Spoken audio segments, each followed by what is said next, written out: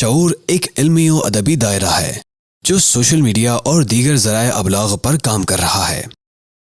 शऊर institute and media network की जानिब से तफ़हीम मगरिब कोर्स। जदीदियत की तारीख़ में जदीद ताकत हो, जदीद इल्म हो, उसने अपनी वाक़याती शक्ल इन्हीं दो शक्लों में बनाई है, इहाता बंदी और इंदराज, यानी अशिया को इनक्लोज करना। हाइडेगर कहता है कि टेक्नोलॉजी का मतलब है इनफ्रेमिंग करना, इनफ्रेम करना चीज़ों। चीज़ जैसी की है उसे मैं कबूल नहीं कर रहा, मुझे उसे इनक्लोज करना है। क्या करना है?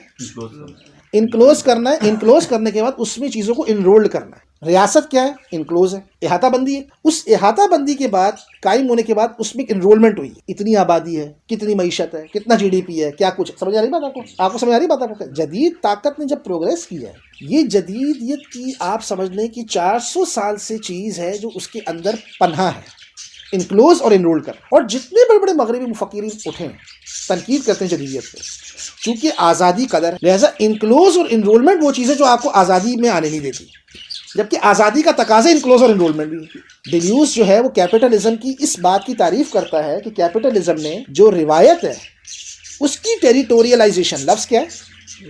टेरिटोरियलाइजेशन को उसने डी टेरिटोरियलाइज, लेकिन सरमायादारी ने री टेरिटोरियलाइजेशन की। फर्म्स, बैंक्स, यानी खानदान से निकाल के bank, firm, organisation, corporation system के अंदर ले आते। जदीदियत में जो तनकीद होती है वो इसी पे होती है। फूको ने जो किताब लिखी डिसिप्लिन एंड पनिशमेंट, इसी बुनियाद पर लिखी कि आप चीज़ को, फैक्ट्री क्या था? फैक्ट्री का इंक्लोजर है, new form of enclosure. Factory के अंदर एक नया डिसिप्लिन वजूद में आया, नया इंदराज वजूद में आया, एक नई इहाता बंदी, एक नया इंदराज वजूद में आया। स्कूल, तालीम के हवाले से इहाता बंदी, नया इंदराज। ऑर्गेनाइजेशन, कॉर्पोरेशन, इहाता बंदी और इंदराज। एनरोलमेंट का मतलब है कि जो चीज़ें मेरे अंदर मौजूद हैं उनको आप क्वांटिफाई कर रहे हैं। अगर मिसाल के तौर पे रियासत है, उसने इहाता बंदी की है, जदीद रियासत, उसकी ताकत को अगर काम करना है हर फर्ज पे, हर शय पे।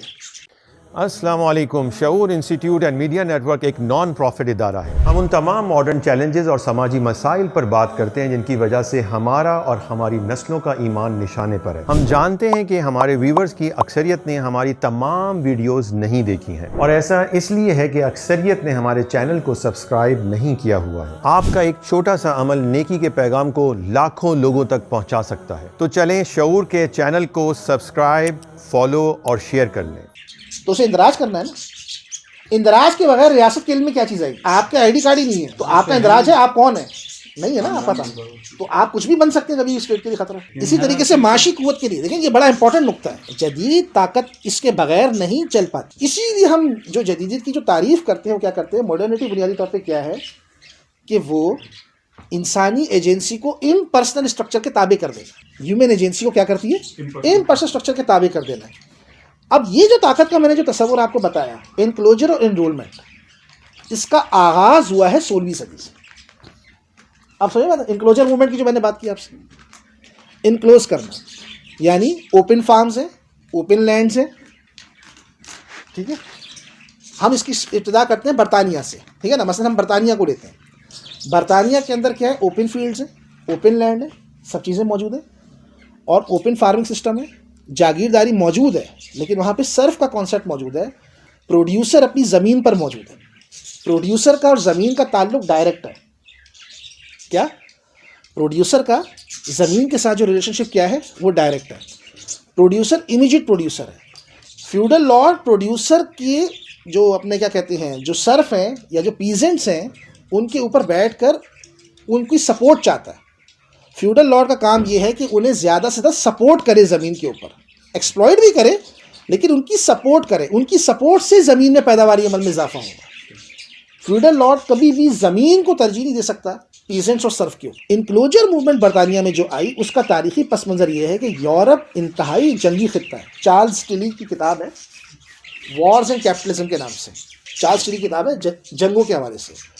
उसमें वो ये बताता है कि जितनी जंग थे, जितने बादशाह थे ना यूरोप के अंदर, इनके दरमियान यूरोप सबसे जंगी खित्ता रहा इंसानी तारीख में, जहाँ हर वक्त जंगें होती रहती थी। सलेबी जंगें यूरोप में वाहिद जंग है जदीदियत से पहले कि जो उन्होंने किसी बैरूनी ताकत के खिलाफ लड़ी है, वरना सारी जंगें उनकी इंटरनल जंग है। लॉर्ड और फैजल के दरमियान जंग, फलाने और फलाने के दरमियान जंग, फलाने और फलाने के जंग। वजह उनकी होती थी कि आपस में मुखासमत लगी हुई है बादशाहों के दरमियान मुख्तलिफ किस्म के मामलात में।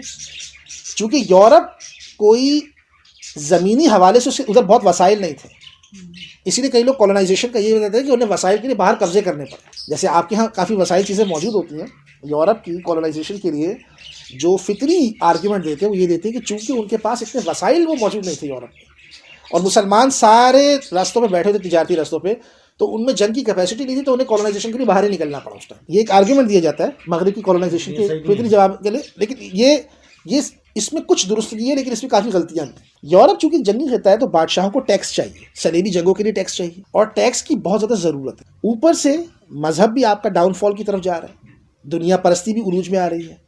टैक्स चाहने के लिए, ज़्यादा से ज़्यादा कमाने के लिए ये टाइम आया यूरोप के अंदर कि जब बादशाहों ने ये चीज़ सोची कि ज़मीन पर एफिशिएंट तरीके से टैक्स कैसे लिया जाए। एफिशिएंट तरीके से, आपको सिर्फ रेंट कलेक्ट नहीं करना।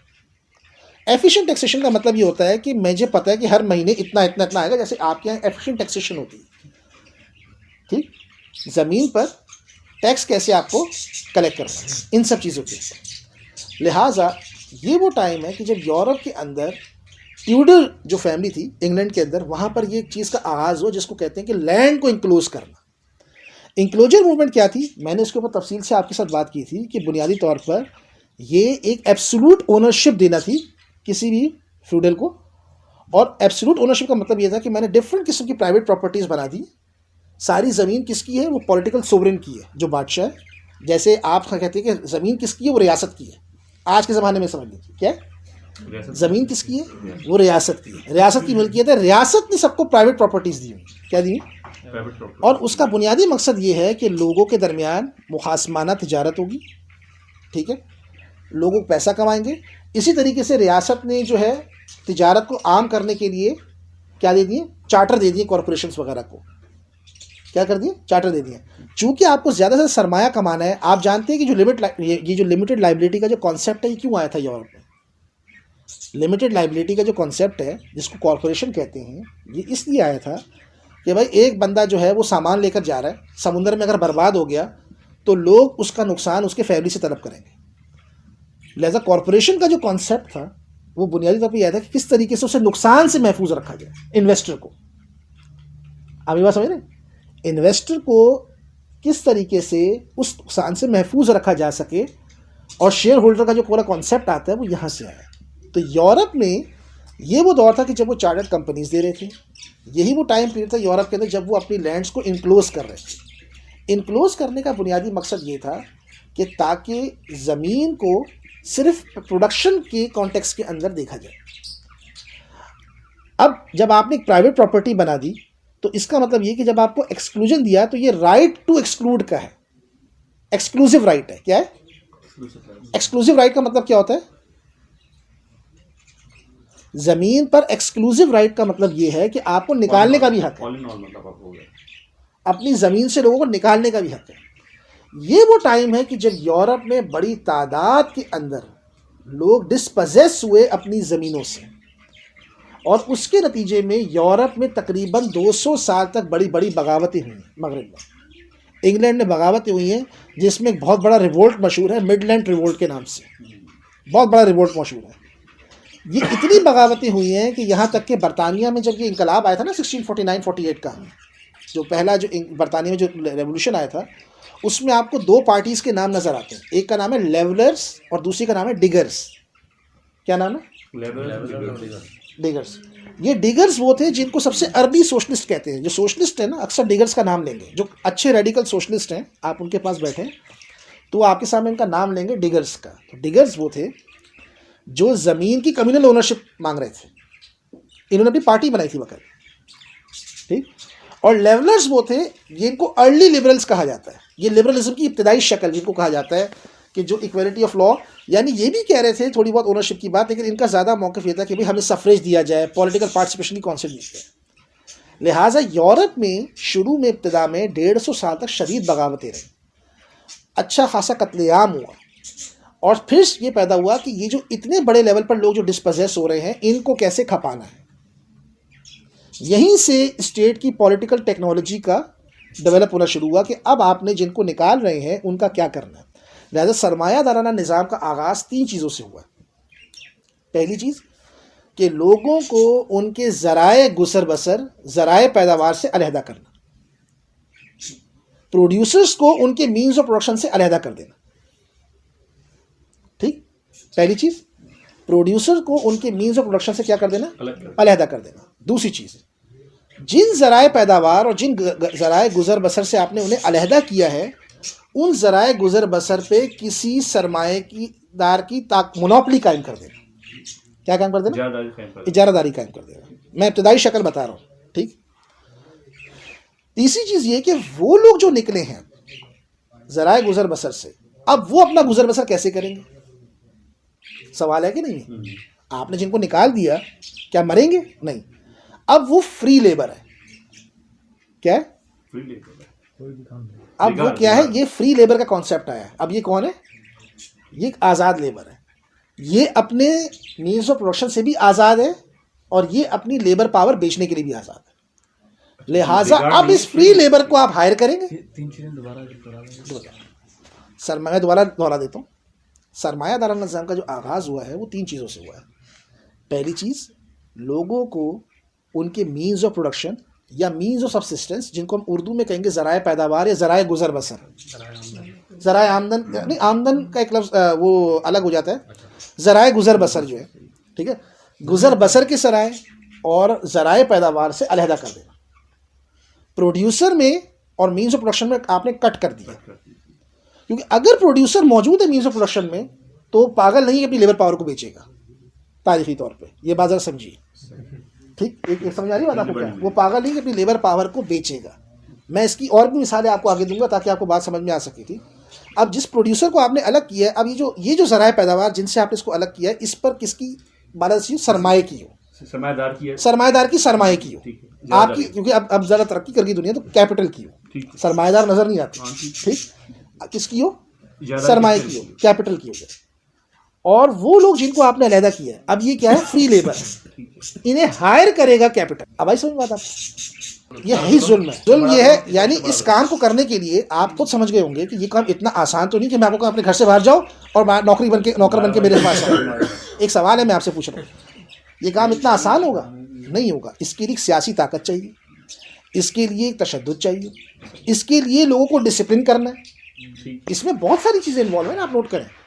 लिहाजा वो लोग जो निकले हैं, अब उन्हें अपना गुजर बसर, वो मजबूर होंगे कि अपनी लेबर पावर बेचें, वो मजबूर होंगे अपनी लेबर पावर बेचेंगे। सरमायादाराना निज़ाम ने दुनिया की तारीख में पहला काम ये किया कि लेबर पर्सन से लेबर पावर को अलहदा कर दिया। लेबर पर्सन से, यानी लेबर पावर आपको बेचनी है पर्टिकुलर पीरियड ऑफ टाइम के लिए। रेजुलेशन यही होता है ना, टाइम के लिए आपको अपनी लेबर पावर बेचनी है। पहले तो वो मुस्तकिल मौजूद है, उसके ऊपर अपने रोजगार पर बैठा हुआ है। उसको जरा सोचिए, वो बैठा हुआ है अपने ज़राए आमदन पे, उसे किसी टाइम के लिए नहीं बेचना अपनी लेबर पावर को। अब आई समझ बात आपको? अब आपको, जैसे आप किसी ऑफिस में जाते हैं तो आप अपनी कैपेसिटीज को पर्टिकुलर पीरियड ऑफ टाइम गुजारना होता है ना, आपको टाइम गुजारना, ठीक, एक पर्टिकुलर पीरियड ऑफ टाइम गुजारना। लिहाजा सरमायादाराना निज़ाम का जो आगाज़ हुआ वो ये हुआ इन 3 बड़ी जो है तब्दीली के बाद हुए। तो अगर हम कहें कि फिर सवाल है कि कैपिटलिज्म क्या है, इस रोशनी में अगर हम समझें तो कैपिटलिज्म को कुछ भी आप डिफाइन करना चाहे कर सकते हैं। ठीक, मसलन आप ये कह सकते हैं कि सरमायादाराना निज़ाम एक ऐसा निज़ाम है जिसमें प्रोड्यूसर और कंज्यूमर दोनों मार्केट पे डिपेंडेंट है, दोनों कैपिटल पे डिपेंडेंट है। इंसानी तारीख में देखें, जिसको हम सरमाया कहते हैं ना, सरमाया हमने असल में बाज़ औक़ात कुछ बहसों को गलत तरफ ले गए हैं, दौलत और सरमाया का फ़र्क बता के, इससे भी काफ़ी कन्फ्यूजन होती है। सिंपल ये चीज़ है कि अगर आपने इंसानी तारीख में ये तो मौजूद है कि मैं किसी काम को नफ़े के लिए बेचना चाहता हूँ, किसी शय को, मैंने एक चीज़ इनको नफ़े के लिए बेची, इन्होंने इसको मज़ीद नफ़े के लिए आगे बेची, ये क्या हो रही है? तिजारत। ठीक है, सरमाया बुनियादी तौर पर एक सेल्फ एक्सपेंडिंग वैल्यू है। इंसानी तारीख में सेल्फ एक्सपेंडिंग वैल्यू 2 होती थी। एक तो सूद है, यानी जो खुद से अपना क्या कहूँ मैं, खुद से जिसकी बढ़ोतरी हो। ठीक है, जैसे सूद है, सूद की बढ़ोतरी खुद से हो रही है ना, आप कर रहे हैं। इसी तरीके से तिजारत है, तिजारत से भी आप एक सेल्फ एक्सपेंडिंग वैल्यू कर रहे हैं। शरीयत ने तिजारत को हलाल किया है और सूद को हराम किया है, ये चीज़ें हैं। कैपिटल एक तीसरी शक्ल है, उसमें ये जो सेल्फ एक्सपेंडिंग वैल्यू जो है वो कैप्चर कर ले production of goods and services को। ज़राए पैदावार, सरमायादारी का ताल्लुक तिजारत से नहीं है, पैदावार से है। प्रोडक्शन से। यानी मार्केट, देखिए रिवायती बाजार क्या होते थे, रिवायती बाजार में मैं वो चीज़ें बेचता था जो मैं बाजार से बाहर प्रोड्यूस कर रहा हूँ। मैंने चीज़ आके बाजार में बेच दी, आपने खरीद ली। मैं जो चीज़ें बाहर प्रोड्यूस कर रहा हूँ उसे मार्केट कैप्चर कर लेगी। ये जो मैंने आपको बताई बात इनक्लोजर मूवमेंट की, इनक्लोजर कहाँ पे हुआ? देखिए सरमायादाराना निज़ाम की जब आप तारीख पढ़ते हैं ना, मैं फिर इसको रिपीट कर दूँ, तो हमारे यहाँ सबसे बड़ी गलती ये होती है कि कैपिटलिज्म की इब्तिदा शहरों से नहीं हुई। ये मैंने बात पिछली बार भी कही थी, आपको याद है? ठीक है। मगरिब में उस वक्त जो फ्लोरेंस है, कई लोग जो कई कैपिटलिस्ट हिस्टोरियन लिखते हैं कि भाई ये जिस तरह फ्लोरेंस है, इटली के कुछ शहरों से इसका आगाज़ हुआ। इसमें कोई शक नहीं कि वहाँ पर तिजारत एक्सट्रीम पर थी। आप जानते हैं, आप कई ऐसे अकवाल इस्लामी तारीख में उलमा के नज़र आएंगे कि ये तुजार जो है ना वो क्या है, तिजारत मसरूफ़ है। ठीक है, ये दुनिया में चले जाते हैं। इवन बाजार के हवाले से क्या क्या रिवायत आपको मिलती कि नहीं मिलती बात आपको। सेंट पॉल का कॉल मौजूद है कि पैसा जो है वो इंसान को ले जाता है। तो ये बातें इंसानी तारीख में मौजूद रहें। नफ़ाखोरी के लिए तिजारत करना, ये अमल ह्यूमन सिविलाइजेशन के अंदर मौजूद रहा है। कैपिटलिज्म का आगाज़ शहरों से नहीं हुआ, कैपिटलिज्म का इसीलिए आगाज़ पेरीफ्री से हुआ है, जहाँ से प्रोडक्शन हो रही है। कहाँ से हो रही है? लिहाजा सबसे पहले सरमायादारा निज़ाम ने जो आगाज़ किया है वो शहरों पर बाद में आया है। सरमायादारी के मराकिज़ शहर बने हैं सनती इंकलाब के बाद, बैंक्स के नतीजे में, यानी कैपिटल है। उससे पहले, सनती इंकलाब से पहले सरमायादारी ने सबसे पहले किस चीज़ को कैप्चर किया? ज़राए पैदावार। ज़राए पैदावार को आपने जब कैप्चर किया और उसको जब आपने क्या किया, जब उसको जो मीन्स ऑफ प्रोडक्शन जो है, जब आपने उससे सेल्फ एक्सपेंडिंग वैल्यू की, फिर उसको मजीद सेल्फ एक्सपेंडिंग वैल्यू बना दिया, फिर आपने उसको मजीद एक्सपेंडिंग वैल्यू बना दिया, और इस तरीके से एक चीज़ चलती चली जा रही है। लिहाजा सरमाया क्या है? सरमाया बुनियादी तौर पर एक ऐसी चीज़ है जिसने मजीद से मजीद तर होना है जहाँ से वो शुरू हुई। और ये अमल आपको ताल्लुकात में नज़र आएगा, ये अमल आपको अशिया में नज़र आएगा। मैं मिसाल देता हूँ इसकी, आप हो सकता है कि मैं सही मिसाल ना दूँ, लेकिन दे देता हूँ ताकि आप समझ जाए। आज से 50 साल पहले हमारे यहाँ मुर्गी का क्या कॉन्सेप्ट था? देसी मुर्गी होती। 50-60 साल पहले एक मुर्गी देसी मुर्गी। देसी मुर्गी जब आप खाते थे तो देसी मुर्गी, ज़रा जाके हम अपने दादा दादी नाना नानी से पूछें ये देसी मुर्गी कब खाते थे, तो वो आपको बताएंगे 2 या 3 महीने में एक आध दफ़ा खाते। रेगुलर नहीं। ठीक नहीं खाती मुर्गी जो है, शायद मेहमान खिला दी, मतलब मेहमान खा दिया। अब आपने देसी मुर्गी को, उसको एक सेल्फ एक्सपेंडिंग वैल्यू हो गई है ब्रायलर में। आप एक चीज़ को 10 दिन में पैदा कर रहे हैं। मैं कैपिटलिज्म और साइंस का रिलेशनशिप बताऊंगा, लेकिन अभी मैं यहाँ बताना चाह रहा हूँ। आपने क्या कर दिया, उसको क्या कर दिया ब्रायलर में। ब्रायलर को आपने चिकन को क्या कर दिया जेनेटिक मुर्गी में। आपसे गोश्त का लो थोड़ा, क्यों? एक पूरी मीटिफिकेशन इंडस्ट्री बन गई है। तो सरमायादाराना निज़ाम ने जब प्रोडक्शन को कैप्चर किया तो उसमें सबसे बड़ी जो ट्रांसफॉर्मेशन की कैपिटलिज्म ने, वो क्या की कि अशिया की पैदावार अशिया की ज़रूरत से अलहदा हो गई। जरूरत से डिमांड से समझ पता क्या? Production of things detach from the production need of production. अशिया की ज़रूरत क्या है, इसकी बुनियाद पर आप प्रोडक्शन नहीं कर रहे हैं, आप for the sake of production कर रहे हैं। क्या कर रहे हैं? ताकि आप ज़्यादा से कमा सकें। कैसे कमा सके? वो चीज़ें ज़्यादा से ज़्यादा बिके। अब वो चीज़ ज़्यादा कैसे बिके, उसके लिए मार्केटिंग करनी होगी, उसके लिए एडवर्टाइजिंग करनी होगी, लोगों को मैनिपुलेट करना होगा, उसके बगैर तो नहीं, क्योंकि एक चीज़ आर्टिफिशियल है। समझ रहे मतलब क्या? एक चीज़ अब समझ आ रही है आपको बात क्या? उसके लिए आपको क्या करना पड़ेगा? मार्केटिंग करनी पड़ेगी। लिहाजा सरमायादाराना निज़ाम ने जब अपनी चीज़ को किया, मैंने आपसे क्या बात की थी, कैपिटलिज्म का जो ट्रांसफॉर्मेशन है, जो बैरिंगटन मूर का मैंने जो आपको रेफरेंस दिया, उसने बड़ा अच्छा एक जुमला लिखा। उसने कहा सरमायादारी का आगाज़ तब से हुआ जब इंग्लैंड के अंदर या यूरोप के अंदर रियासतों ने फैसला किया कि how to support people on the land important नहीं है, how to support people on the land important नहीं है, how to invest capital on the land important है। आधा ही समझ आपको बात क्या? लिहाजा कैपिटलिज्म का आगाज़ हुआ। लिहाजा इस काम को करने के लिए तशद्दुद की ज़रूरत है। लोग निकले, यहीं से लॉ की जो हिस्ट्री शुरू होती है वो भी यहीं से शुरू होती है। रूल ऑफ लॉ यहीं से इस्टेब्लिश हुआ। वो लोग जो कि डिस्पजेस हो रहे हैं उनको अब आपने कैसे अकोमोडेट करना है, प्राइवेट प्रॉपर्टी को कैसे तहफ़्फ़ुज़ देना, इसके लिए कानून साजी होगी। क्या होगा? कानून साजी होगी। वो लोग जो निकल रहे हैं उनको कैसे एडजस्ट करना है, उनके लिए क्या इदारे बनेंगे। तशद्दुद को मैं मैनेज नहीं कर सकता, मैं पूरी सोसाइटी तशद्दुद को नहीं कर सकता, तो मुझे एफिशिएंट फॉर्म ऑफ गवर्नेंस कैसे रखनी पड़ेगी कि जिसमें रखूँ। फिर जो नया सिस्टम डेवलप आपके सामने आ रहा है वो क्या है? वो जो सिस्टम डेवलप हो रहा है उसके लिए मुझे एक नई किस्म की तालीम देने की ज़रूरत है। एक ऐसी तालीम जो लोगों को उसके डिसिप्लिन में लेकर आए। समझ आ रही बात आपको क्या? समझ रहे बात क्या? लिहाजा एक नई तालीम की ज़रूरत है, एक नए कल्चर की ज़रूरत है। अब प्रॉब्लम हमारा ये होता है कि जब हम कैपिटलिज्म को एक्सप्लेन करते हैं तो हम उसे as a economic system explain करते हैं, जो सबसे बड़ी गलती है, इसीलिए लोगों की समझ में नहीं आती। सरमायादारा निज़ाम को एक माशरती निज़ाम के तौर पर समझाया, क्या कीजिए, सरमायादाराना निज़ाम को समझाने का बेहतरीन तरीका ये है कि आप समझें capitalism is a social relation. हम जो उस पर मजहबी एतराज़ कर रहे हैं वो इसलिए करते हैं कि इस काम को, सरमाया क्या है, एक रिलेशनशिप है ना, आपने एक नया रिलेशनशिप तरतीब दे दिया, वेज रिलेशन एक नया रिलेशनशिप है। फिर जो वेज रिलेशन आपने तरतीब दिया, ख़ानदान बरादरी रूटे एक नए रिलेशनशिप में लेकर आए। फिर जो नए इदारे कायम करने उन्हें एक नए ताल्लुकात में लेकर आए। तो सरमायादारा निज़ाम क्या हुआ, एक नया फॉर्म ऑफ रिलेशनशिप है। कैपिटलिज्म क्या है, ये कोई शय नहीं है बल्कि एक न्यू फॉर्म ऑफ रिलेशनशिप है जो सोसाइटी में डेवलप हो रही है।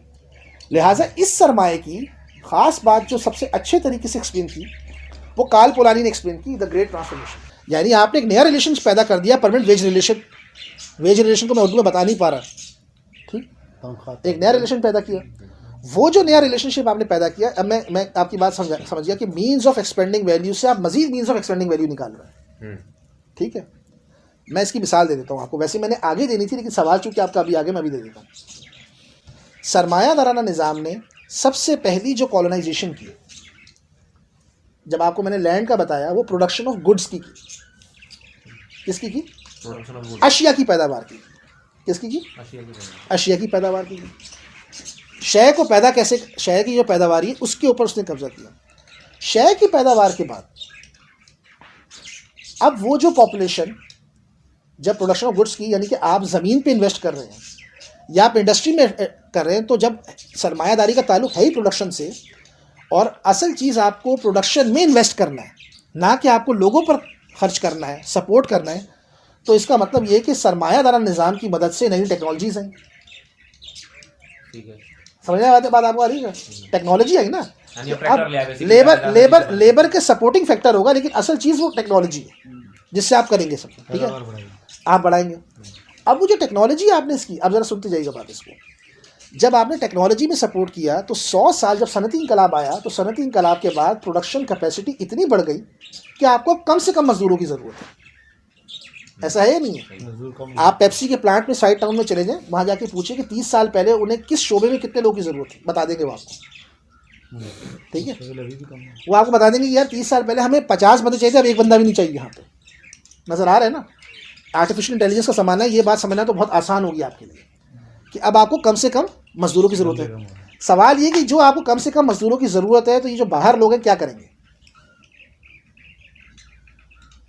एक सवाल है जिनमें बेरोज़गार होंगे, फिर कत्लेआम, डाकू, फलानी चीज़, सोशल ऑर्डर तबाह होगा, सरमायादार निज़ाम। तो अब क्या होना चाहिए? अब ये जो लोग जो बाहर निकले हैं ना, ये खुद एक मीन्स ऑफ एक्सपेंडिंग वैल्यू, अच्छा, इनके लिए एक नया सेक्टर तख्लीक करेंगे जो सर्विस इकोनॉमी का होगा।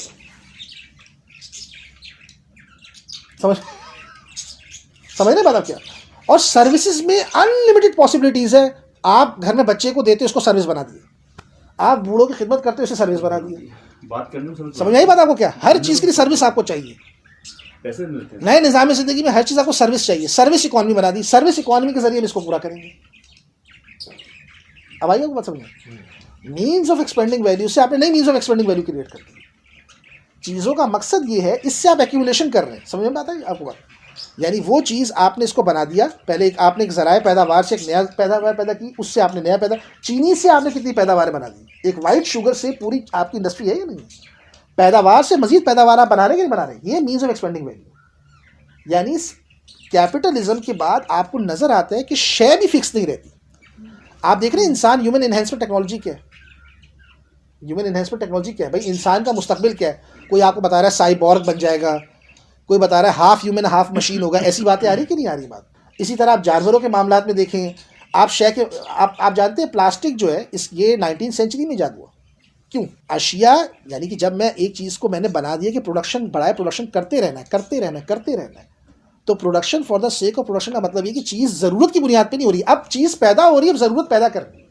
अच्छा, ये तो समझ गए। लोगों को खपाना है ना, अब आपने लोगों को आपने खपाना कैसे, लोगों को आपने ये चीज़ करनी है। तो ये मैंने आपको एक्सप्लेन की बात कि मीन्स ऑफ एक्सपेंडिंग वैल्यू क्या है। तो मैं ये कहना चाह रहा था कि कैपिटलिज्म तो जब हमने ये कहा कि एक सेट ऑफ सोशल रिलेशनशिप है, तो हमने इसे क्यों कहा, हम इसे माशरती निज़ाम क्यों कह रहे हैं?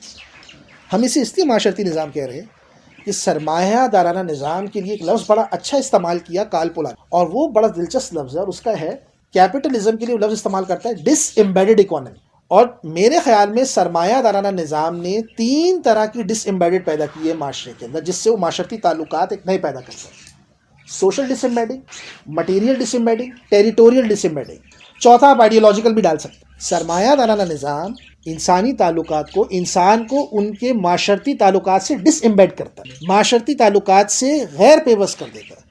माशरती ताल्लुकात के तनाजुर में इंसान सोचने के बजाय वो उन नए ताल्लुकात में सोचता है जो खालिसतन सरमाए ने तख्लीक किए होते। मिसाल के तौर पे आप स्कूलिंग की एग्जांपल ले लें। स्कूल बुनियादी तौर पे इंसानी तारीख में तालीम क्या होती थी? माशरती, समाजी, रूहानी अमल। मॉडर्न एजुकेशन सिस्टम की पहली चीज़ है कि डिसएम्बेडेड एजुकेशन सिस्टम। आप कोई समाजी रूहानी अमल की तरफ नहीं लेके जा रहे, बल्कि आप एक मार्केट डिसिप्लिन में एंटर करने के लेके जा रहे हैं। तो उसके लिए आपको बच्चे को माशरती ताल्लुकात से उठाना है। ये मुमकिन नहीं कि बच्चे की माशरती वफादारी ज़्यादा हो और वो मार्केट से और रियासत से कम हो जाए, ये पॉसिबल नहीं रहता। मगरिब में आप अगर देखते ना, लोग स्टेट की बहुत केयर करते हैं, कचरा नहीं फेंकते, जिससे मिलेगा उसी की केयर करेंगे। भाई गांव देहातों में लोग अगर देहातों की अगर ख़ानदान की इतनी कदर करते हैं तो उन्हें पता है ख़ानदान से मिलना है सब कुछ। जब आप ख़ानदान को डिस्पोजेस करके तोड़ देंगे, फिर ख़ानदान की क्या इज्जत रहेगी? तब्दील कर दी। जब ये नज़र आ रहा है कि तालीम से लेके कोई चीज़ मुझे इससे तो मिलना ही नहीं है। इससे किससे? फैमिली की बात हो रही है ना, फैमिली की इस वक्त बात हो रही है, जिससे हमें मिलना ही नहीं है, तो फिर इसकी क्यों इसकी मैं क्यों किस बुनियाद पे इज्जत करूँ? तो कैपिटलिज्म की पहली चीज़ क्या होती है कि सोशली डिसएम्बेड करता है। सोशल डिसएम्बेडिंग की पहली क्या पहचान थी कि जब आपने पीजेंट्स को निकाला, अब दोबारा चल इंक्लोजर मूवमेंट की तरफ, तो तारीख में पहली बार जब आपने उनको उनकी एक लाइवलीहुड से किया, तो उससे उनके माशरती ताल्लुकात में तब्दीलियाँ आना शुरू। यूरोप में बड़े बड़े लेवल की जो कम्युनिटीज़ थी वो ख़त्म होना शुरू। ख़ानदान रहे बरकरार, मैं फिर कह रहा हूँ, लेकिन बड़े बड़े लेवल के जो उनके सरनेम होते थे, कम्युनिटीज़ वगैरह थी, वो होना ख़त्म हुई। पीटर लेस्ले का बहुत अच्छा काम है the world we have lost. उसने मिडिवल हिस्ट्री के ऊपर बड़ा अच्छा काम किया है, द वर्ल्ड वी लॉस्ट के नाम से।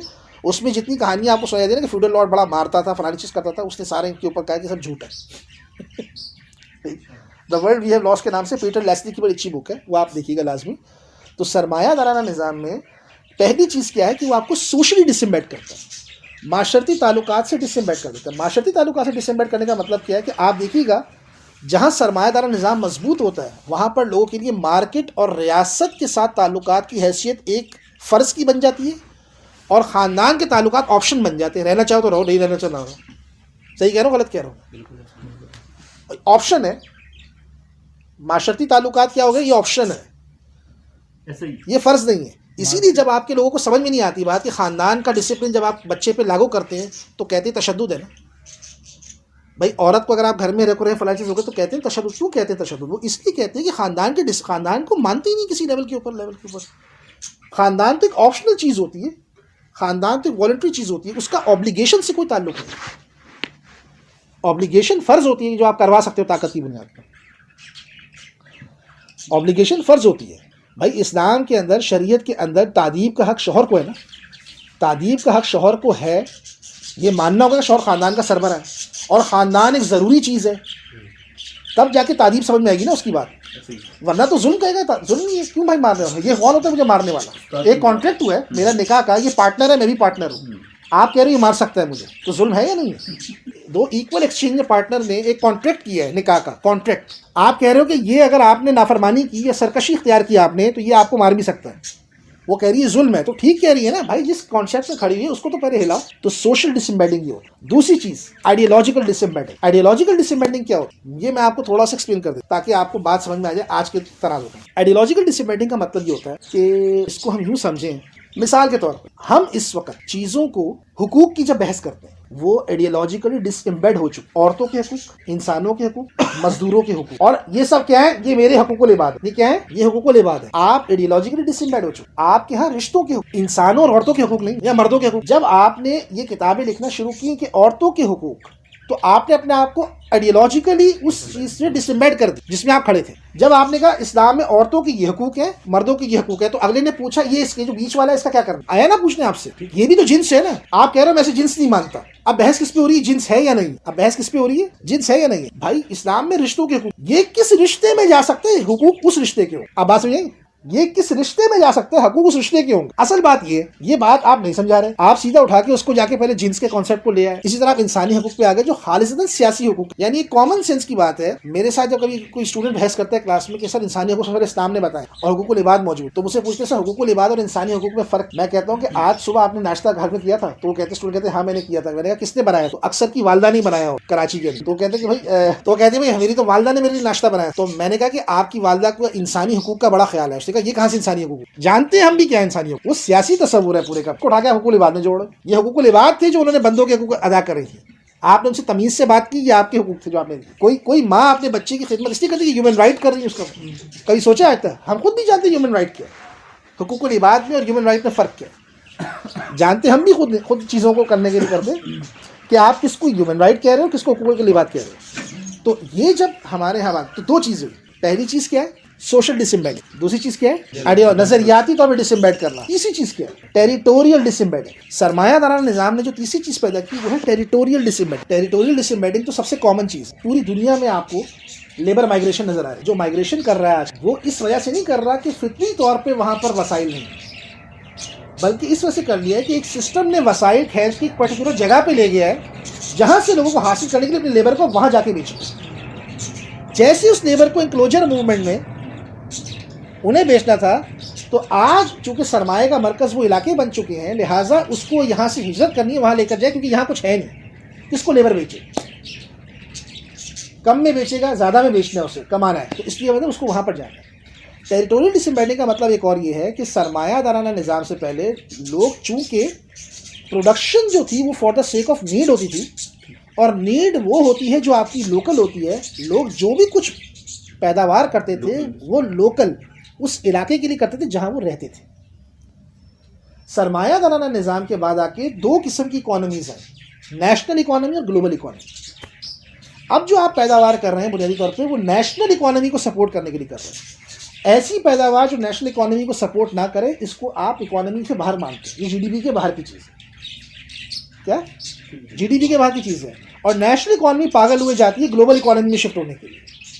लिहाजा आपकी जो माशरती ताल्लुकात है, यानी ये कोई छोटा, ये सिर्फ एक माशी अमल नहीं होता कि आप लोकल से नेशनल और नेशनल से ग्लोबल चले गए। ये टेरिटोरियल डिसएम्बेडिंग है कि अब आपकी हैसियत एक सिटीजन की बन चुकी है। क्या बन चुकी है, आप टेरिटोरियल डिसएम्बेड हो गए ना, कैपिटलिज्म ने आपको। अब आप एक शहरी होते हुए पहले सोचेंगे, ना कि किसी इलाकाई ताल्लुक में होते पहले सोचेंगे। आप समझिए ना, ये है टेरिटोरियल डिसएम्बेड। रियासत टेरिटोरियल सोवरेनिटी में कायम है, लेकिन सबसे पहले टेरिटोरियल डिसएम्बेड वो करती ही तस्वुर शहरियत की बुनियाद। तो तीसरी चीज क्या है, टेरिटोरियल डिसएम्बेड। चौथी चीज क्या है, मटीरियल डिसएम्बेडिंग का मतलब ये होता है कि सरमायादाराना निजाम में चूंकि लेबर पावर जो होती है वो लेबर से डिटैच हो जाती है। लिहाजा आप नोट करें कि सरमायादाराना निजाम की जो 300 साल की आप तरक्की देखें वो पूरी लेबर डिस्पोजेशन पर कायम। मसलन सनती इनकलाब के बाद फ्रेडरिक टेलर की एक बड़ी अच्छी किताब थी जो अर्ली 20th सेंचुरी में आई थी, प्रिंसिपल्स ऑफ साइंटिफिक मैनेजमेंट के नाम से। प्रिंसिपल ऑफ साइंटिफिक मैनेजमेंट में उसने बताया था कि कंसेप्शन और एग्जीक्यूशन में फर्क किया जाए, वर्कर डी स्किल किया जाए। वर्कर आपने यानी मार्क्स की जो थ्योरी थी लेबर एलियनेशन की, वो क्या थी कि वर्कर ने प्रोडक्ट बनाई है लेकिन वर्कर प्रोडक्ट में मौजूद नहीं, प्रोडक्शन साइकिल के अंदर वर्कर मौजूद नहीं, प्रोडक्शन प्रोसेस के अंदर वर्कर को कम से ज़्यादा डिटैच किया जाए। यानी आपके यहाँ जो एआई की जो बहसें हो रही हैं वो क्या हो रही है, एआई की बहस ये कि आपने लेबर डिस्पोजेशन को इस मकाम पे पहुंचा दिया कि अब आपको इंसान की जरूरत नहीं। टेरिटोरियल डिसएम्बेडिंग ये नहीं है। यहाँ जो गुफ्तगू चल रही है ना वो पहली बात है चल रही है फोर्स की, वरना तो आप कह सकते हैं कि आर्यंस वहाँ से इंडिया आए थे। आप कह सकते हैं ना, आर्यंस की एग्जाम्पल नहीं जो इंडिया आए थे, कहाँ से आए थे, कॉकेशियस से आए थे। आप ये कह सकते हैं कि वो तो वहाँ से आए थे। ये खाना बदोश की बात नहीं हो रही। टेरिटोरियल डिसएम्बेडिंग का मतलब ये है चीज़ किस चीज़ के लिए इस्तेमाल हो रही है। आप कोई चीज़ उगा रहे हैं तो आपके उगाने का पहला मकसद क्या है, पहली चीज़ ये कि आप लोकल नीड के लिए कमा रहे हैं, लोकल नीड को पूरा कर रहे हैं। मिसाल के तौर पर पाकिस्तान में जो आम पैदा हो रहा है, अगर वो पाकिस्तान अपनी मार्केट में ले आए तो आम कितने रुपए किलो, आप हो सकता है ये 5 रुपये किलो भी मिल सकता है आम इस वक्त भी, अच्छे से अच्छा। लेकिन आम की जो प्रोडक्शन हो रही है वो पाकिस्तान की लोकल नीड को नहीं देख के हो रही है। वो पैदावार जितने सबको पता डॉलर कितने मिलने हैं बाहर से। अगर ये काम चावल वाला सोचना शुरू कर दे, दाल वाला भी सोचना शुरू कर दे, पानी जो पानी है वो भी यही सोचना शुरू कर दे। भाई नेस्ले ने जगह जगह जो इस वक्त लगाई है अफ्रीका के अंदर, जिसके ऊपर डिहाइड्रेशन का नेस्ले के ऊपर केसेस चल रहे हैं कि भाई नेस्ले कर रहा है पानी फाइल, तो ये अगर वो करना शुरू कर दे तो फिर ये बात कहाँ तक जाएगी? क्वेश्चन ये। तो आप जो मिसाल दे रहे हैं ना श्रीलंका की, पहली बात ये कि ये बात भी तारीखी तौर पर गलत है कि श्रीलंका में सिर्फ नारियल पैदा होता है। श्रीलंका सेलोन का जो इलाका था ना, हम यहाँ जिस चीज़ के ऊपर बात करें, हम अवली यानी कि श्रीलंका एक बड़ा ही ज़्यादा प्रॉस्पेरस खित्ता रहा है तारीखी तौर पे। ये अभी हमारे यहाँ पे उन्हें एक सिंगल क्रैश क्रॉप के अंदर लेकर आए। ये बिल्कुल ऐसी है कि आप ज़रा जाके नोट करें, आज से 200 साल पहले गंदुम हमारे यहाँ कितनी उगती थी, इतनी मास लेवल पे नहीं उगती थी, लेकिन अब ये बहुत है। क्यों? गंदुम के ऊपर जो इंडस्ट्रीज इतनी हुई हैं कि अब ज़रूरत ही इसकी कि आप गंदुम उगाएं। थर पारकर को भी अब आपको गंदुम करना है टोटल, थर पारकर भी करना है। थर पारकर के लोग आज से 40 साल पहले बाजरे की रोटी खाते थे। तो लोकल डिसमेंडिंग का मतलब ये होता है कि आप मजबूर हो। भाई मुझे बताइए, आज से 20-25 साल पहले इतनी स्ट्रॉबेरी नजर आती थी हर मौसम में? नहीं नजर आती थी ना। तो इतनी सारी प्रोडक्ट्स देखें, कैपिटलिज्म इस बुनियाद पर करता है कि भाई चीज़ें हमने आपके लिए चॉइस बहुत बढ़ा दी है। मैं भी आऊँगा उसके ऊपर। हमने आपके लिए चॉइस बहुत बढ़ा दी है। अब आपको एक सुपर मार्केट में जाते हैं तो दुनिया की हर प्रोडक्ट आपको नजर आ रही है। टेरिटोरियल डिसमेंडिंग का मतलब ये है कि आप अपनी इलाकाई ज़रूरत से डिटैच हो चुके, और ये टेरिटोरियल डिसमेंडिंग सोशल मीडिया एज भी नजर आती है कि आप अपने मोहल्ले के दीनी उमूर से नावाकिफ होकर दुनिया से बहुत वाकिफ है। ये है टेरिटोरियल डिसमेंडिंग। ठीक है। चौथी चीज़ क्या है? मटीरियल डिसमेंडिंग। मटीरियल डिसमेंडिंग का मतलब ये है कि आप अपनी मादी अशिया से, किससे? जो मादी अशिया है उससे डिसम्बेड होना शुरू हो जाए। आप अगर नोट करें सरमायादारी की तारीख में, तो आपके तारीख में जो जदीद टेक्नोलॉजी है उसके नतीजे में कई ऐसे टूल्स थे जो लोगों के पास होते थे, मजदूरों के पास, लोग उससे महरूम हो चुके, लोग उलूम से महरूम हो चुके हैं। आप इसके अंदर मजीद इजाफे कर सकते हैं। आप चाहे तो कह दें भाई एपिस्टीमिक डिसएबेडेडनेस। एपिस्टीमिक डिसएबेडेड का मतलब होता है कि आप इल्मी तौर पे अपनी चीज़ से बिल्कुल नावाकिफ हो चुके हैं कि किसी चीज़ को कैसे करना है। और ये डिसएबेडेडनेस आपको नज़र आएगी चांद के देखने के मामले में भी आपको नज़र आ रही है कि लोगों की सारी तवज्जो स्मार्टफोन्स पे होती है। लोगों की तवज्जो ये नहीं होती कि हम खुद से चांद देखने को एहतमाम करें या कोई चीज़ करें, चांद देखना फलानी चीज़ करना है, लोगों को इससे नहीं पता होती। जब ये चीज़ हो जाती है तो फिर आखिरकार एक बंदा खड़े होकर बोलता है, तो यार फिर मूव साइटिंग पे देख लो ना, आपका दिमाग ख़राब है कि आप ऊपर करके देख रहे हो। तो सरमायादाराना निज़ाम ने जो डिसएम्बेडिंग की वो ये की। अब क्वेश्चन ये है, सरमायादाराना निज़ाम का जब आपने तारीख पढ़ी है, ये जो थोड़ा बहुत मैंने आपको समझाया, ये बात समझ में आ गई बात कि इसका ताल्लुक खालिसतन प्रोडक्शन प्रोसेस के साथ। अब कैपिटलिज्म के अंदर क्राइसिस क्या पैदा होता है और कैपिटलिज्म को इस मसले को सॉल्व कैसे करता है? वो ऐसे करता है कि जब सनती इंकलाब के बाद प्रोडक्शन कैपेसिटी बढ़ गई, ज़मीन खोदने की, हर काम करने की नई नई मशीनें आना शुरू हो गई, लेबर आपको कम से कम चाहना शुरू हो गया, और अशिया की पैदावार आप ज़्यादा एफिशिएंटली करना शुरू हो गए। जो पहले 10 इंसान करते थे अब ज़्यादा से ज़्यादा पैदा करना शुरू कर दी। तो इससे ये क्वेश्चन हुआ कि एक तरफ तो आपको मजदूर चाहिए, ठीक है, यानी मैं ये चाहता हूँ, अगर मैं सरमायादार हूँ तो मैं चाहता हूँ कि लेबर कॉस्ट कम से कम होनी चाहिए। दूसरी तरफ मैं चाहता हूँ कि जो चीज़ें मैं पैदा कर रहा हूँ वो बिकनी महंगी चाहिए। ये दो चीज़ें मुमकिन है। अगर सारे सरमायादार ये चाहते हैं कि मजदूर सस्ता मिले और जो चीज़ वो पैदा कर रहा है वो महंगी बिके, तो सस्ता मिलने का मतलब है कि तनख्वाह कम दे रहा हूँ मैं। तो जब मैं तनख्वाह कम दे रहा हूँ तो महंगी चीज़ कैसे खरीदेंगे सारे? एक मुमकिन है, ये नहीं मुमकिन है। सरमायादार निज़ाम के अंदर जो मजदूरों के हुकूक की जो बहस उठी ना, लेबर को बड़ा एम्प्लॉय दिया गया फ्राइज, वो यही दिया गया कि भाई वर्किंग आवर्स को कम किया जाए। सबसे पहले क्या कीजिए, वर्किंग आवर्स को कम करने के बाद अव्वलीन जो सनती माशरे के अंदर आप अगर नोट करें, मैं कुछ कवानीन का तस्करा करूँगा जो इनक्लोजर मूवमेंट बढ़े, मेरे जहन से निकल गए। मैं ज़रा डिस्कस करूँगा कि किस कदर ख़तरनाक किस्म की फोर्स लेबर थी जब इंक्लोजर मूवमेंट हो रही थी। लेकिन सनती माशरे की बात कर रहा हूँ, जब 16 या 18 घंटे के काम के औकात होते थे। पहले उन्होंने 14 घंटे किए, फिर 12 घंटे किए, फिर वो 8 घंटे तक लेकर आ गए। और फिर कंपनीज़ ने जो लेजर टाइम है उसको कमोडिफाई करने की कोशिश की, उसे भी एक मीन्स ऑफ एक्सपेंडिंग वैल्यू में तब्दील कर दीजिए। क्या कर दीजिए?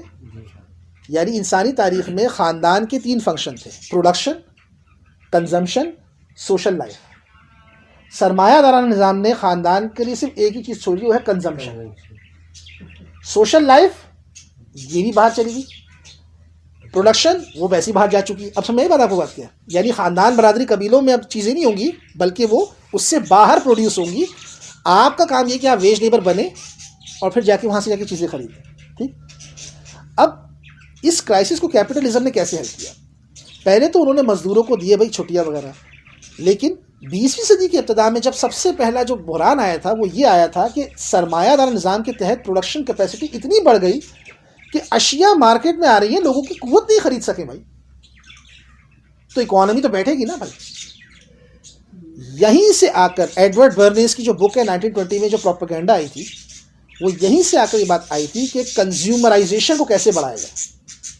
क्या, अब मैं आ रहा हूँ आपके सवाल की तरफ, यानी लोगों में सारफियत का कल्चर कैसे पैदा किया जाए। इसके लिए ज़रूरत है कि एडवर्टाइजिंग हो, इसके लिए ज़रूरत है हर कंपनी में मार्केटिंग मैनेजमेंट हो, लोगों की हर चीज़ को कैसे बना दिया जाए कि यार ये, यानी कि जो लोगों को जिसकी ज़रूरत नहीं थी 20 साल पहले, ये कैसे बताया जाए कि ये आपकी ज़िंदगी की मेन ज़रूरत है। लिहाजा उसकी ज़रूरत है मार्केटिंग, एडवर्टाइजिंग, ये सब चीज़ें हैं, और कंज्यूमरिज्म को बढ़ाया जाए, कंज्यूमर कल्चर को बढ़ाया जाए कि लोग ख़रीदें। अब सवाल ये है कि अब देखिए प्रोडक्शन कैपेसिटी बहुत है और मेरी एडवर्टाइजिंग भी बन गई है, लोग ख़रीद भी रहे, लेकिन फिर भी लोगों की इतनी कैपेसिटी नहीं है कि लोग ख़रीद पाए। यहाँ से आता है कल्चर कर्जे का, फाइनेंस। 1970 से क्रेडिट कार्ड नहीं थे, इसको हम कहते हैं थर्ड पार्टी पेमेंट। अमेरिका के अंदर 98% लोगों के पास क्रेडिट कार्ड है। लोग जब तारीफ़ें करते हैं ना कि देखो वहाँ पर लोग इतने खुश हैं, वो ये नहीं देखते कि भाई पूरी मईशत कर्ज पे चल रही है।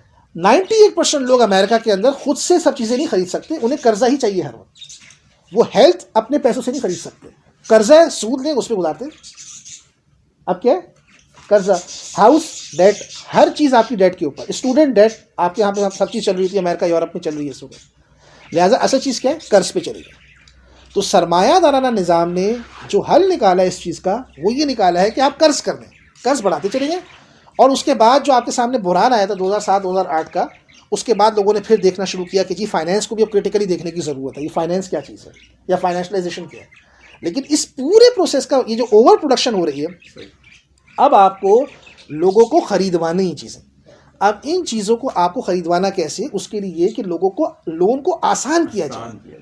इंसानी तारीख में कर्जा जो सबसे मनहूस चीज़ थी, आप ज़रा जाइए कर्जे के अहकामात पढ़िए, आप यहाँ पे जाके पढ़िए कर्ज के अहकामात क्या है, कर्ज लेने के, देने के, कर्जदार के हुकूक क्या है, फलानी चीज़ क्या है, आदि पढ़ के पागल हो जाता है।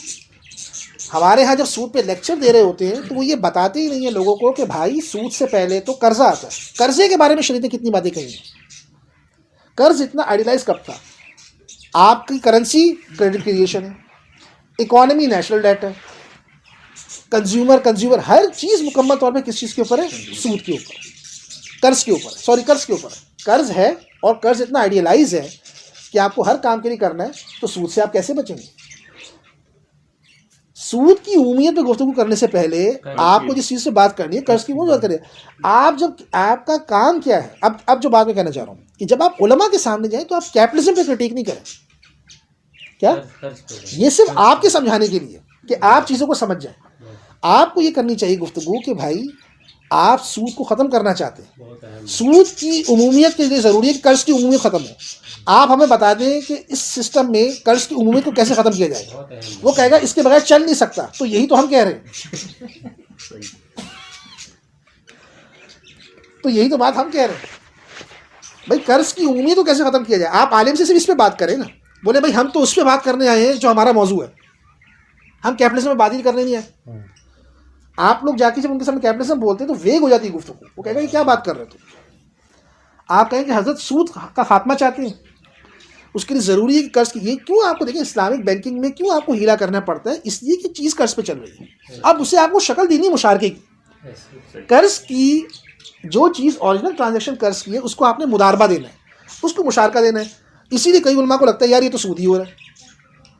तो भाई प्रॉब्लम इसलिए हो रहा है कि आप असल में कर्ज की उमूमियत पे गुफ्तगू नहीं कर रहे कि कर्ज इतना उमूमी क्यों है, कर्ज इतना आइडियलाइज क्यों है। यानी मैं कर्जदार को शरह इस्लामी में जो मकरूज़ है मैं उसे ज़कात दे सकता हूँ साहिब निसाब होते हुए। ये कैसी तहजीब है कि जिसमें कर्जा मेरे लिए इतना आइडियलाइज है, तो क्या हर क्रेडिट कार्ड होल्डर को मैं दे सकता हूँ ज़कात?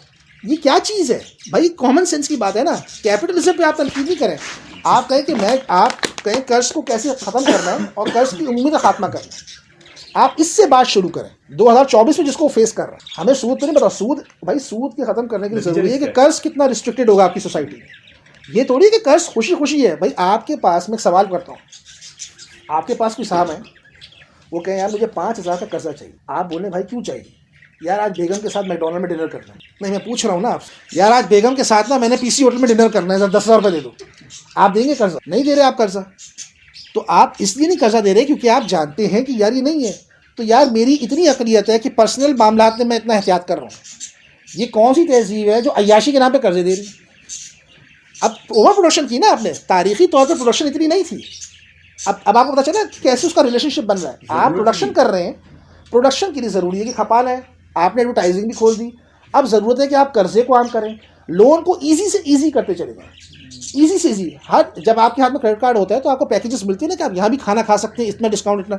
इस तरह लोन को आइडियलाइज कर दें सोसाइटी में। जब वो आइडियलाइज होगा भाई तो कमोडिफिकेशन ऑफ मनी भी होगी, वो सारे मसाइल पैदा होंगे। तो आप बजाय इसके बात करने के कि मैं कैपिटलिज्म को ख़त्म करना चाहता हूँ, उलमा से बात करने के, आप बोलें भाई हजरत साहब हमने ये कर्ज़ की उमूमियत का खात्मा करना है और कर्ज को वैसे ख़त्म करना है जैसा कि हमारे फुक़हा कह रहे हैं। इस पे खड़े हो जाएं। अगर वो ये कहे कि भाई उमूर में बलवा फलानी चीज़ें, तो उसने बोला भाई फिर बचता क्या पीछे? फिर बताओ ना कि ये कैसी चीज़ है कि जो चीज़ पूरी की पूरी चल कर्ज पे रही है। हर बंदा कर्ज लेने के लिए इतना पाबंद क्यों है?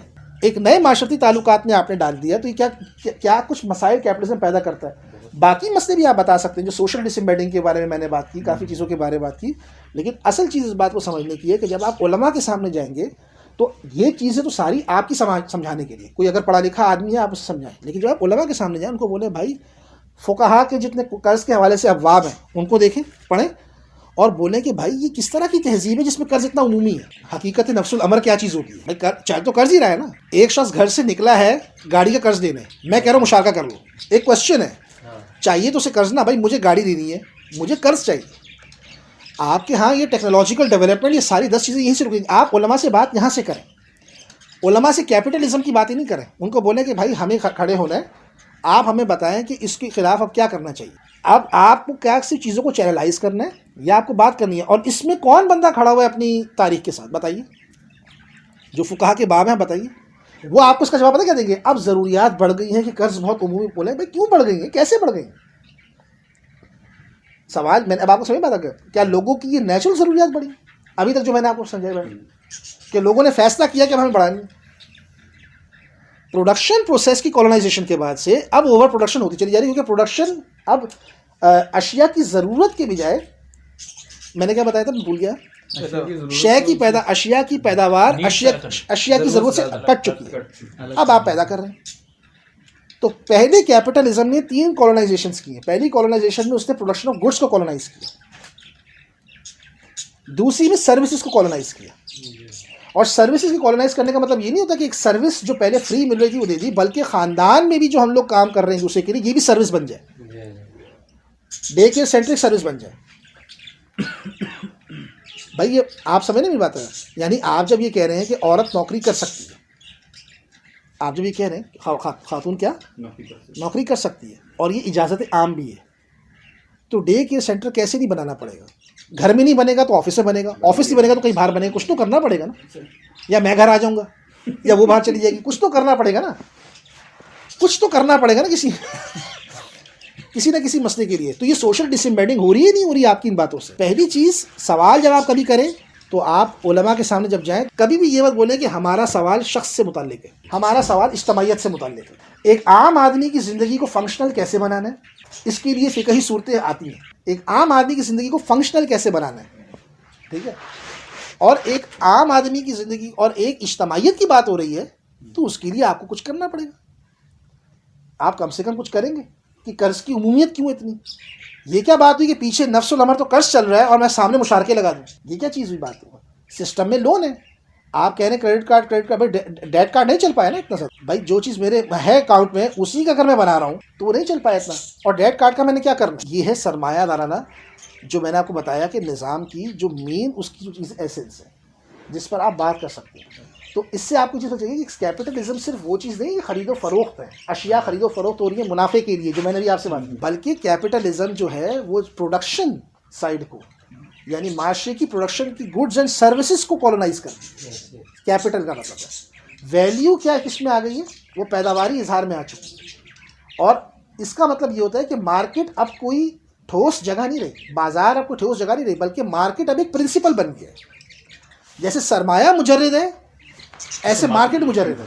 मार्केट कल कल को आपका घर भी बन सकता है, मार्केट आपके यहाँ हर चीज़ बन सकती है। मैं आपको इसकी एग्जांपल एक देता हूँ कि जब ये इंक्लोजर मूवमेंट चल रही थी 2 सदियों तक, तो जब यानी सरमायादाराना निज़ाम रियासत से कोई अलहदा अमल नहीं था। यानी आप ये तो समझ आ जाए कि प्रॉपर्टी इस्टेब्लिश की किसने, स्टेट ने की। लीगल क्रिएशन किसकी थी, स्टेट की थी। तो सरमायादाराना निज़ाम यकीनन साइंस में भी इन्वेस्ट करना है, नई नई जायदाद में इन्वेस्ट करना है। तो सनती इनकलाब से पहले जो ये फ्यूडल लॉर्ड्स थे ना, जिनको बाद में प्राइवेट प्रॉपर्टी दी गई थी, सबसे पहली चीज़ जिसमें ये ज़मीन से हटे थे, एग्रीकल्चर से हटे थे, वो कोयला थी। सनती इनकलाब आप जानते हैं एनर्जी पर आया, कोयले पर आया। तो ये जितने भी बड़े बड़े पैदावार करने वाले लोग थे ना, जब इनको लगा कि यार कोयला निकल रहा है ज़मीन में, तो इन्होंने अपना सारा पैसा ज़मीनों के बजाय ज़मीनें इन्होंने किसी और बिल्डर को बेचना शुरू कर दी और सारा पैसा उन्होंने कोयले में इन्वेस्ट करना शुरू कर दिया। सनती इनकलाब में जैसे आपके यहाँ आज आर्टिफिशियल इंटेलिजेंस इन्वेस्टमेंट होती है, तो कोयले में इन्वेस्ट करने के नतीजे में और बेरोज़गारी फैली। कोयले में इन्वेस्ट करने के नतीजे में उन्होंने अच्छी खासी फाइनेंसिंग की, जिसके नतीजे में आपके यहाँ सनती इनकलाब के लिए इंजन वगैरह इन सब चीज़ों की आती। तो साइंस और कैपिटलिज्म कभी अलहदा नहीं रहे। ये बात ज़रा ज़हन में रखिएगा कि कैपिटलिज्म, साइंस और जदीद रियासत, ये तीनों अपने ओरिजिन में एक ही तरह से निकले।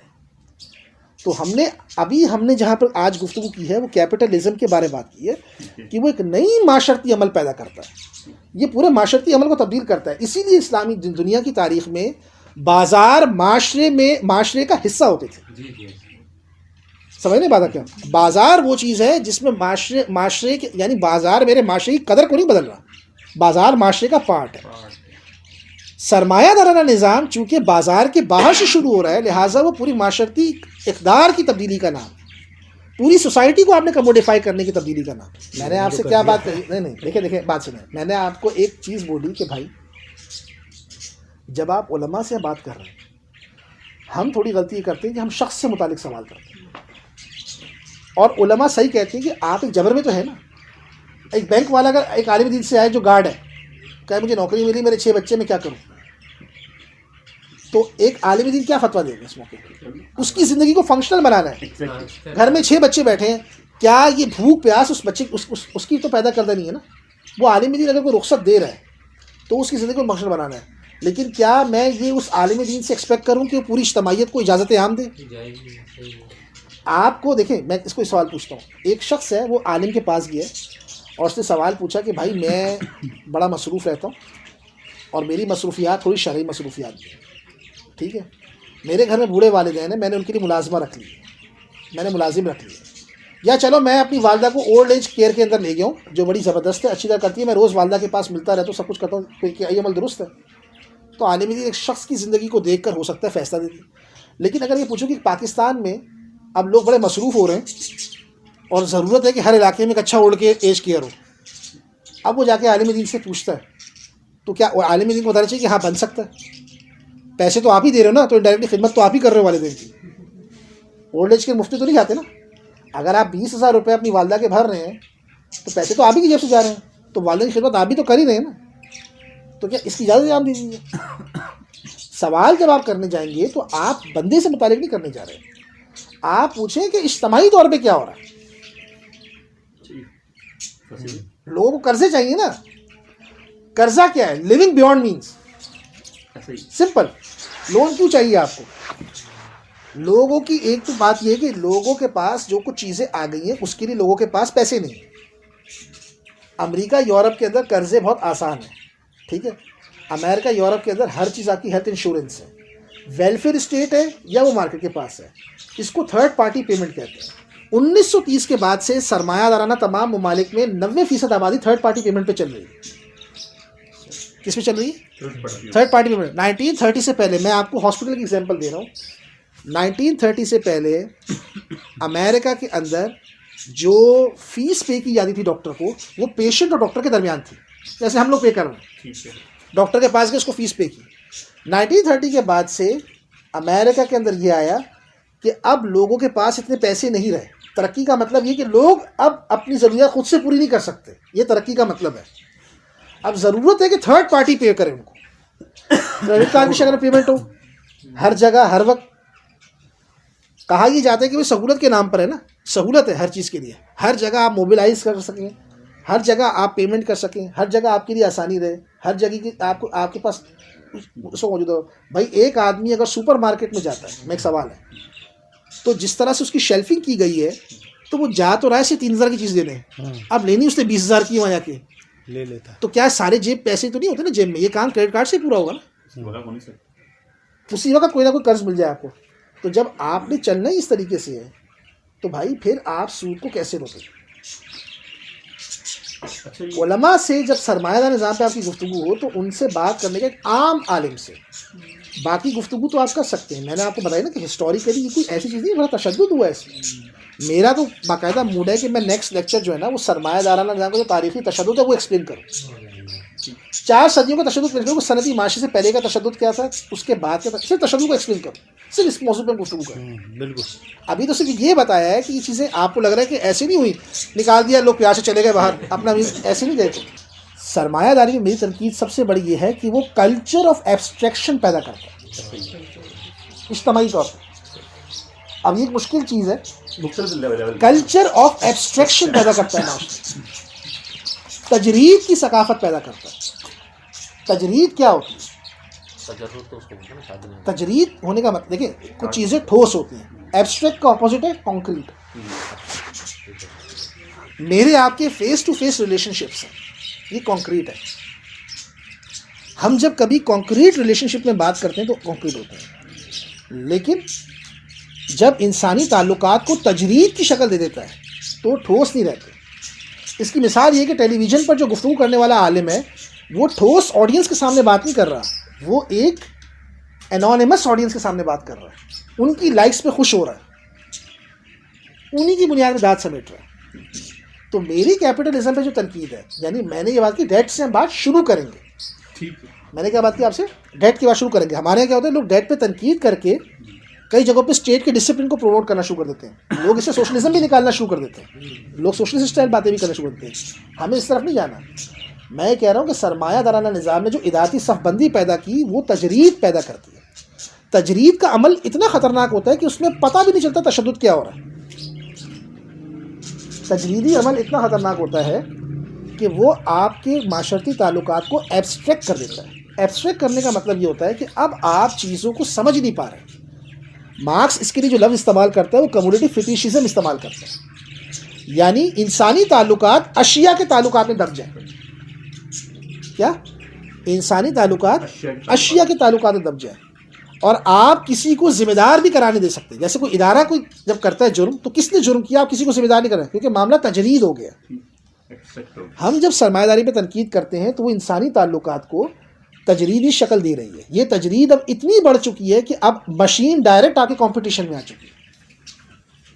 अब समझिए बात आपको क्या, जब कोई चीज़ तजरीद में होती है तो इसमें तशद्दुद पता भी नहीं चलता। मैं एक मिसाल से देके आपके साथ बात करता हूँ। चंगेज़ खान ने अगर लूटना था आपको, मैं मिसाल देता हूँ आपको, तजरीदी शक्ल क्या होती है, इसकी अवलीन शक्ल क्या थी, समझाने के लिए। चंगेज़ खान ने जिस तरह से लूटा है, तो आप जानते हैं कि जब चंगेज़ खान लूट कर गया, ठीक, तो उसका वॉयलेंस बड़ा सामने नज़र आ रहा है। तारीख़ में आप पढ़ते हैं, कोई दो राय नहीं रहती आपके पास, जालिम शख्स है। कुछ कहानियाँ भी हैं, लेकिन जालिम बादशाह, ठीक है। इसी तरीके से आप जब कभी ठेले पे अमरूद लेने जाते हैं, कीनू लेने जाते हैं, कीनू वाला आपके साथ जब 2 नंबरी करता है तो आप उसकी 2 नंबरी चेक कर सकते हैं। दूध वाला जब अगर पानी मिलाता है, अगर आप दूध के मुतालिक जानते हैं कि दूध क्या चीज़ होती है, तो आप दूध वाले की 2 नंबरी पकड़ सकते हैं। मिल्क पैक को आप नहीं पकड़ सकते, वो आपकी रीच से बाहर है। इसलिए कि मिल्क पैक का आम इंसानों के साथ जो रिलेशनशिप है वो एब्स्ट्रैक्ट हो चुका है, उसे पकड़ा नहीं जा सकता। इदारा जाती सफ़बंदी में जब कोई चीज़ आ जाती है तो इंसानी चीज़ों को तजरीद का शक्ल दे देती है। तजरीद मामलात ऐसे होते हैं। कैपिटलिज्म का मतलब क्या, देखिए, सरमायादार निज़ाम का मकसद ये होता है कि फेस टू फेस रिलेशनशिप ज़्यादा से ज़्यादा मार्केट मीडिएटेड हो जाए। आप सुन रहे हैं, मार्केट मीडिएटेड रिलेशन होता है कि आप एक ऐसी माशरे में रह जाए जो कि मीडिएटेड सोसाइटी है। तो हमारी सरमायादार निज़ाम पे तनकीद ये, और इसमें स्टेट भी आ जाती है। रियासत क्या है? रियासत खुद एक तजरीद चीज़ है। क्या है स्टेट? क्या है? कि वो एक इम्पर्सनल, एक एब्स्ट्रैक्ट लीगल एंटिटी के तौर पे ऊपर आपके सामने मौजूद है, जिसमें आप उसे एक शख्स से एतबारी समझते हैं। उसकी जो एक्सप्लॉयटेशन है, उसकी जो पावर है, वो कहाँ से जो चीज़ गवर्न हो रही है, उसका आप तयन नहीं कर सकते। स्टेट के साथ जो मामलात होते हैं हमारे, वो बिल्कुल डिफरेंट तरह के होते हैं। तो कल्चर ऑफ एब्स्ट्रैक्शन जो होता है, जैसे पैसा वो एब्स्ट्रैक्ट हो चुका है। क्या हो चुका है? कमोडिटी मनी खत्म हो चुका है। आप कहते हैं ना कि इसके पीछे कोई पैसा नहीं है। पैसा क्या है? एक एब्स्ट्रैक्ट एंटिटी है। क्या हो चुका है? मुजर्रिद है पैसा इस वक्त, जिसको आप कहते हैं। उसके पीछे कोई कदर मौजूद नहीं। पैसा ठोस नहीं है। सिंपल आसान लफ्जों में समझिए कि वो चीज़ आपके सामने ठोस नहीं है।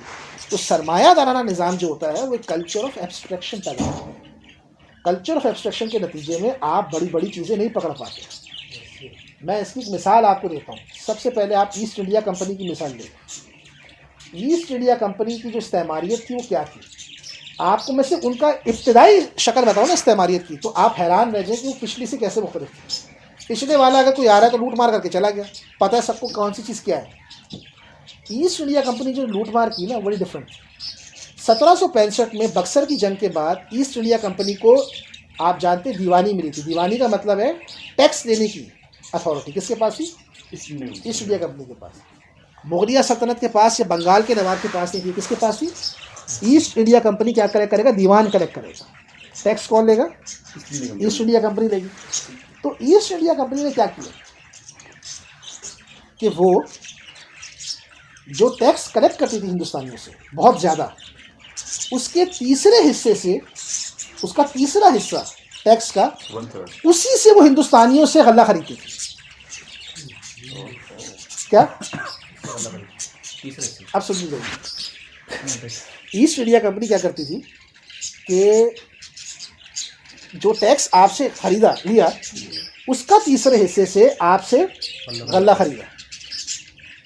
ठीक है? उस गल्ले को ले जाके बरतानिया लेकर गए, कुछ हिस्सा बरतानिया ने किया, फिर उसे मजीद 100 गुना ज़्यादा दामों में दीगर यूरोपीय कंट्री से तकसीम किया। ठीक है? अब सवाल ये कि आप कहोगे कि हिंदुस्तानियों को नहीं पता चला। नहीं पता चलता था, इसलिए कि टैक्स देने वाला अलग बंदा आता था और ख़रीदने वाले अलग बंदे आते थे। ये अलग दो महकमे बने हुए थे। तजरीद यानी जो लुट रहा है, समझने बात आप क्या? यानी जो लुट रहा है, यानी दो महकमे अलग बना दिए मैंने। एक महकमा टैक्स ले रहा है और एक महकमा उसमें से तीसरे हिस्से में से गल्ला खरीद रहा है। ये दो अलग अलग नहीं, एक ही काम कर रहे हैं। तो तजरीदी इस्तेमारियत से उन्हें पता ही नहीं था कि हम कितना लुट रहे हैं। तो उन्होंने तो बेचना ही था ना। किसको? किसी ना किसी को तो बेचना ही था ना। हाँ, आपने खरीदा तो मुझे क्या है? मैं ये कह रहा हूँ कि उससे कोई ऐसी चीज़ नहीं कि बाहर से पैसा आ रहा है। यानी 65 की जंग से पहले बरतानिया अपनी करेंसी में चीज़ खरीद रहा है। बरतानिया अपने पैसों से, जैसे बाहर से कुछ चीज़ खरीद रही है वैसे खरीद रहा है। 1765 के बाद से ऐसे नहीं खरीद रहा है। आप समझ रहे बात? आपका पैसे से वो खरीद रहा है। मैं एक मिसाल इसकी देता हूँ। 1857 के बाद, 1857 के बाद इंग्लिस्तान ने ऐलान किया इस चीज़ का कि भाई अब आप लोग, हिंदुस्तान में जो बड़े बड़े ताजिर हैं, वो चाहें तो अपने गल्ले को खुद से बाहर एक्सपोर्ट कर सकते हैं और मुनाफा कमा सकते हैं। तो हिंदुस्तान के सारे ताजिर बड़े खुश हुए। लेकिन उसकी शर्त क्या थी? उसकी शर्त ये थी कि अंग्रेज़ ने ख़ास किस्म का करेंसी बॉन्ड जारी किया था 1857 के बाद। वो करेंसी बॉन्ड ये था कि आप जाएंगे और आप ब्रिटिश एम्पायर का करेंसी बॉन्ड लेंगे। ये परमिशन है आपको मिल रहा है कि आप एक्सपोर्ट कर सकते हैं। अब ये कैसे खरीदेंगे आप? ये खरीदना ऐसे कि ये सोने और चांदी से खरीदा जाएगा। सोना या चांदी आप जमा करवाएं, सोना चांदी आप जमा करवाएं और ये सीधा जाएगा लंदन। आपको बॉन्ड मिल गया, अब आप एक्सपोर्ट कर सकते हैं। अब जब आपने इसे एक्सपोर्ट कर दिया तो अब आप इसे कैश करवाने के लिए गए हैं, तो अब आपको पेपर मनी मिल रहा है, वो जो आपसे टैक्स लिया गया। लूट मार ऐसे करता है। मार्क्स का एक बड़ा ज़बरदस्त जुमला है, उससे आपको समझ में आता है कि शरअ इस्लामी में इस चीज़ की क्या अहमियत थी। मार्क्स स्टेट को एक्सप्लेन करता है कि जदीद रियासत की जो सबसे ख़तरनाक चीज़ क्या है, तो मार्क्स कहता है एक्ट ऑफ हाइडिंग, एक्सप्लॉयटेशन, छुपाना। आइन में सब लोग बराबर हैं हुकूक, लेकिन ये एक्सप्लॉयटेशन छुपाई जा रही। लोग असलन बराबर नहीं है। रूल ऑफ लॉ में सब बराबर चल रहे होते हैं, लेकिन असलन लोग बराबर नहीं है। तो चीज़ क्या करी? छुपा दी। एक्ट ऑफ हाइडिंग है। और इन लोगों के जो एतराज़ात हैं इस्लामी तारीख पे, वो इसीलिए कि शरीयत ने ऐसा मैकेनिज्म क्यों डेवलप नहीं किया जिससे वो भी एक्ट ऑफ हाइडिंग करती। असल प्रॉब्लम इनको ये वो इदारा जाती सब बंदियाँ क्यों नहीं पैदा हुई कि जिससे हमारे यहाँ भी एक्ट ऑफ हाइडिंग होता है। शरअ इस्लामी में रिस्पॉन्सिबिलिटी मौजूद है भाई, यही बताना चाह रहे हो। जिम्मेदारी का तय्युन, जिम्मेदारी इनकी बड़ी अहमियत है। इसीलिए आप देखें कि वक्फ तक को जो है वो आपने वो नहीं दी लीगल पर्सनैलिटी। ये पूरी बहस है इसमें कि फ्रांस में सरमायादारी पहले क्यों नहीं है। तो जितने भी मार्क्सिस्ट हैं वो कहते हैं कि सरमायादाराना निज़ाम तबाह होगा और वो इस इंतज़ार में बैठे हैं। वो यही कहते हैं कि सरमायादाराना निज़ाम चल नहीं सकता। कॉन्ट्रडिक्शन है इसमें कि प्रोडक्शन प्रोसेस तरक्की करती चली जा रही है, मुझे करवाना है, मैंने कर्जे दे दिए, कर्जों के नीचे बुहरान पे बुहरान आए चले जा रहे हैं, तो नहीं दे सकता। अब मैं क्या करूँगा? बुहरानात के नतीजे में मैंने कैसे उसको करना है। वो ये जो जितने मार्क्सिस्ट हैं, सोशलिस्ट हैं, वो ये बोलते हैं कि बिगिनिंग ऑफ द एंड है कैपिटलिज्म। वो जो खुशियाँ मनाते हैं ना जो लेफ्ट वगैरह, हालांकि वो खुद, मैंने ये बात कही, आपने पूरी गुफ्तगू सुन के अंदाज़ा होगा कि सबसे बड़ा सरमायादारी का इंजन तो मजदूर बनता है।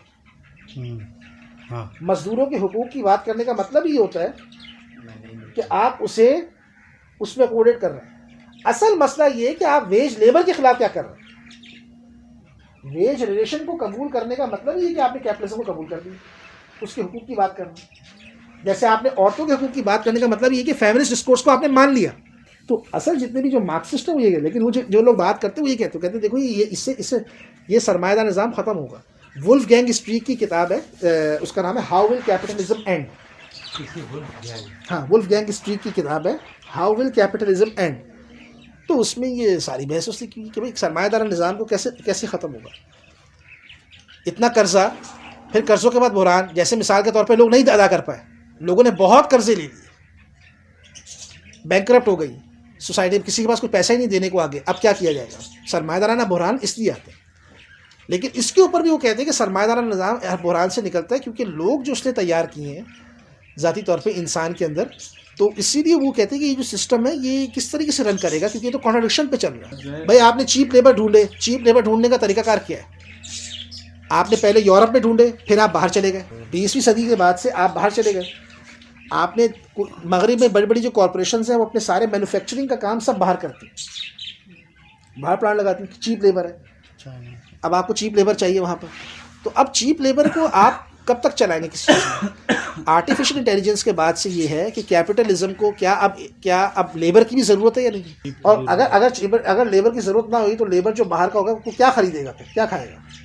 तो क्वेश्चंस है कैपिटलिज्म पे जो अनसर्टेन फ्यूचर की बात होती है ना, वो यहीं से करते हैं कि वो निज़ाम प्रैक्टिकल खुद नहीं है, एक जबरी बुनियादों के ऊपर एक चीज़ चली जाए। बातिल पूरी दुनिया के मुसलमानों के नजरियातों, अकायद और इक़दार पर हमलावर है, जिसकी वजह से मुस्लिम मुआशरों में अवामी राय राह हक से मुतज़लज़ल हो चुकी है। सेक्युलरिज्म, लिबरलिज्म, एथियज़म और दीगर बहुत से नजरियात आलमी कुव्वतें बन चुके हैं। शऊर इंस्टीट्यूट एंड मीडिया नेटवर्क दर्द दिल रखने वाले मुसलमानों को दावत देता है कि हम सब मिलकर और अपनी सलाहियतों को बरोए कार लाते हुए कुफ्र के सैलाब के सामने एक बड़ा बंद बांधने में अपना किरदार अदा करें।